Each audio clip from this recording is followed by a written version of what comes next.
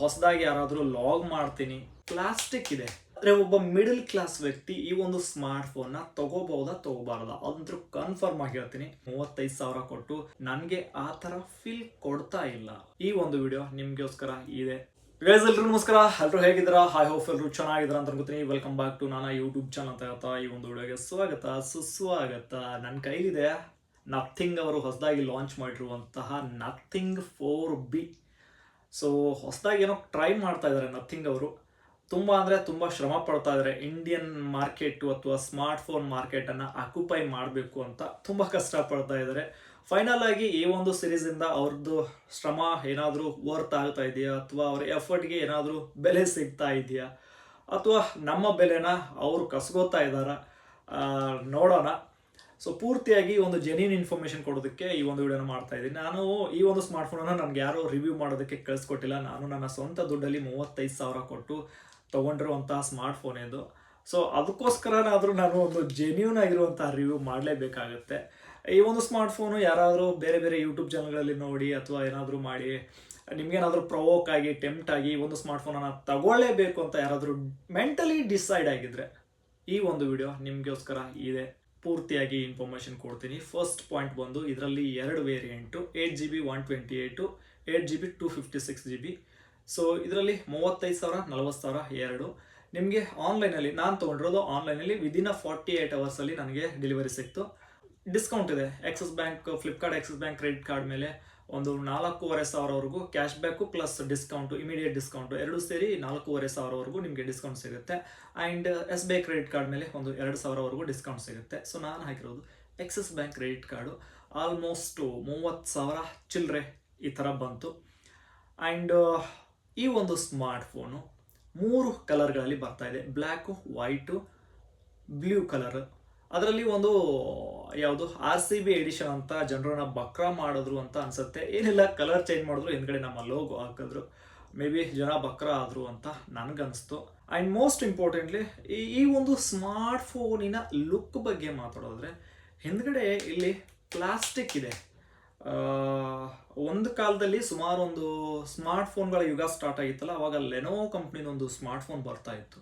So ಅದರ back ಇದೇ ಥರ ಇತ್ತು, ಫ್ಲ್ಯಾಟ್ ಆಗಿ, ತುಂಬಾ ಫ್ಲ್ಯಾಟ್ ಆಗಿರ್ತಾ ಇತ್ತು. ತುಂಬ ಪ್ಲಾಸ್ಟಿಕ್ ಇದೆ, ಗ್ಲಾಸಿ ಫಿನಿಶ್ ಏನಿಲ್ಲ.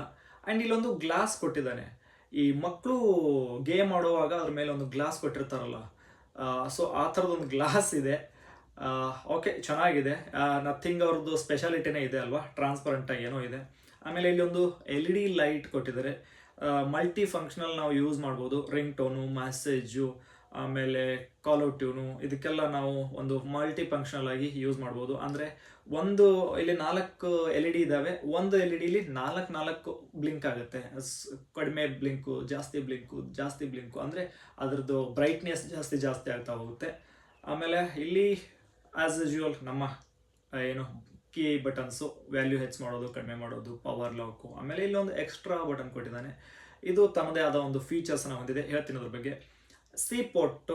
ಆಮೇಲೆ ಸಿ ಪೋರ್ಟ್ ಅಂದರೆ ನಮ್ಮ ಐಫೋನ್ ಥರನೇ ಎರಡು ಸೈಡು ಒಂದು ಸಿ ಪಿನ್ಗಳನ್ನೇ ಕೊಟ್ಟಿದ್ದಾರೆ. ನಾನು ಫಸ್ಟ್ ಟೈಮ್ ರಿವ್ಯೂ ಮಾಡ್ತಾ ಇದ್ದೀನಿ. ನನಗೆ ಅದ್ರ ಬಗ್ಗೆ ಇನ್ಫಾರ್ಮೇಷನ್ ಜಾಸ್ತಿ, ಅಷ್ಟು ಟೆಕ್ನಾಲಜಿ ಪ್ರಕಾರ ಇನ್ಫಾರ್ಮೇಷನ್ ಕೊಡೋದಕ್ಕೆಲ್ಲ ಬರಲ್ಲ. ಆದರೆ ಒಬ್ಬ ಮಿಡಲ್ ಕ್ಲಾಸ್ ವ್ಯಕ್ತಿ ಈ ಒಂದು ಸ್ಮಾರ್ಟ್ಫೋನ್ನ ತಗೋಬಹುದಾ ತಗೋಬಾರ್ದಾ ಅದಂತೂ ಕನ್ಫರ್ಮ್ ಆಗಿ ಹೇಳ್ತೀನಿ.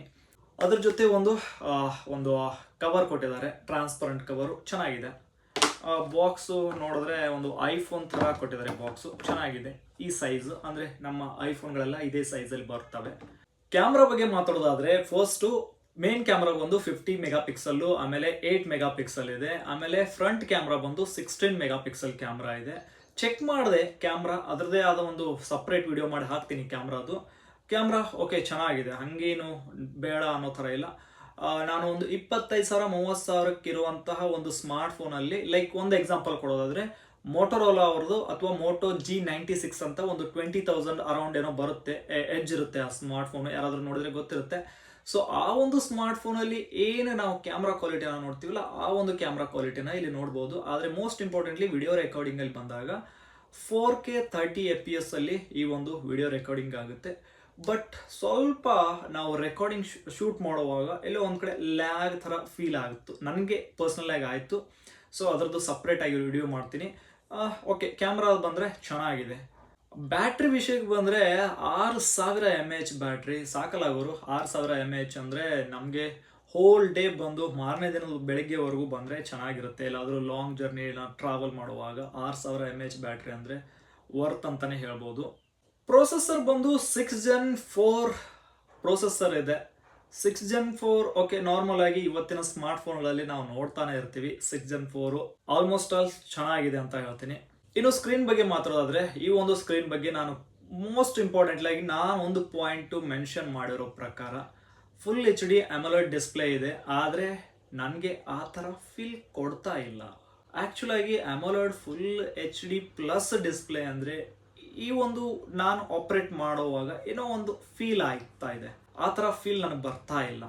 ಒಂದು ನಾನು ಫೈಂಡ್ ಔಟ್ ಮಾಡಿರುವಂತಹ ಒಂದು ಈ ಕಾರ್ನರಿಂದ ಈ ಕಾರ್ನರ್ವರೆಗೂ ನಾವು 6.77 ಇಂಚಸ್ ಒಂದು ಡಿಸ್ಪ್ಲೇನ ನೋಡಬಹುದು. ಓಕೆ, ಕೈಲಿ ನೀವು ನೋಡ್ಬೋದು. ಈ ಥರ ಹಿಡ್ಕೊಳ್ಳಿಕ್ಕೆ ಒಂದು ಆಲ್ಮೋಸ್ಟ್ 16-17 ಅಥವಾ ಯಾವುದೇ ಒಂದು ಸ್ಮಾರ್ಟ್ ಫೋನು 6.77 ಇಂಚಸ್ ಅಂದರೆ ನಾವು ಈ ಥರ ಹಿಡ್ಕೋಬಹುದು.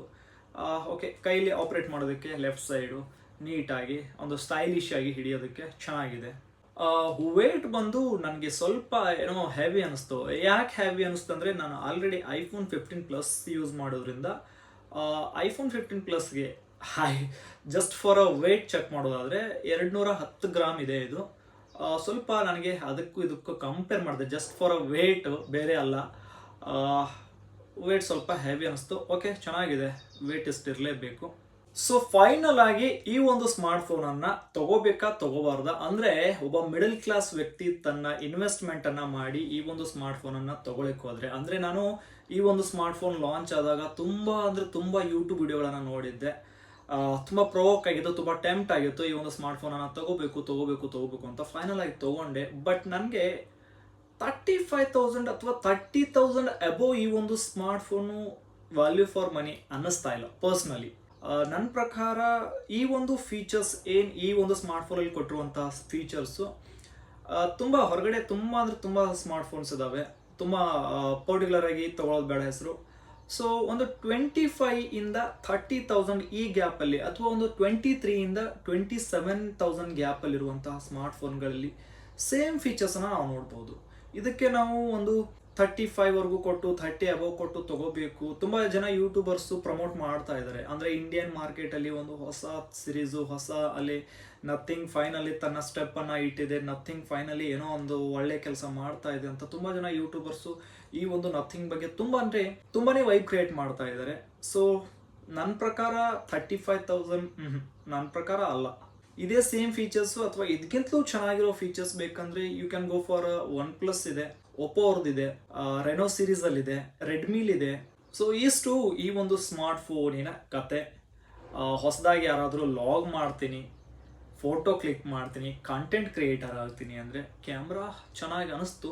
ಬಟ್ ಸೇಮ್ ಕ್ಯಾಮ್ರಾ ನಿಮಗೆ ಒಂದು ಎಕ್ಸಾಂಪಲ್ಲು ಆವಾಗಲೇ ಹೇಳ್ದಂಗೆ Moto G96 ಅಂತ ಇದೆ, 22 ಏನೋ ಬರುತ್ತೆ. ಅದು ಇದು ಕಂಪೇರ್ ಮಾಡಿದ್ರೆ ಲಾಗು, ಕಂಟೆಂಟ್ ಕ್ರಿಯೇಟರು, ಫೋಟೋಸ್ಗೆ ಸೇಮ್ ಕ್ಯಾಮ್ರಾ ಕ್ವಾಲಿಟಿ ಅಂತ ನನಗನ್ನಿಸ್ತು. ಫೈನಲ್ ಆಗಿ ಒಂದೇ ಮಾತು, 30 ಅಬೋವ್ ದುಡ್ಡು ಕೊಡೋದಾದರೆ ನೋ ಯೂಸ್. ಇಂಡಿಯನ್ ಮಾರ್ಕೆಟಲ್ಲಿ ನಥಿಂಗ್ ಅವರು ಇನ್ನೂ ಸಾಹಸ ಪಡಬೇಕು, ಇನ್ನೂ ಶ್ರಮ ವಹಿಸಬೇಕು, ಇಂಡಿಯನ್ ಮಾರ್ಕೆಟನ್ನು ಅರ್ಥ ಮಾಡ್ಕೋಬೇಕು. ಯಾರ್ಯಾರಿಗೆ ಈ ಒಂದು ವಿಡಿಯೋ ಏನು ಅನ್ನಿಸ್ತು ಅನ್ನೋದು ಕಾಮೆಂಟ್ ಹಾಕಿ. ಸಿಗೋಣ ಮತ್ತೆ ಮತ್ತೊಂದು ವಿಡಿಯೋದಲ್ಲಿ. ಅಲ್ಲಿವರೆಗೂ ಟೇಕ್ ಕೇರ್, ಬಾಯ್.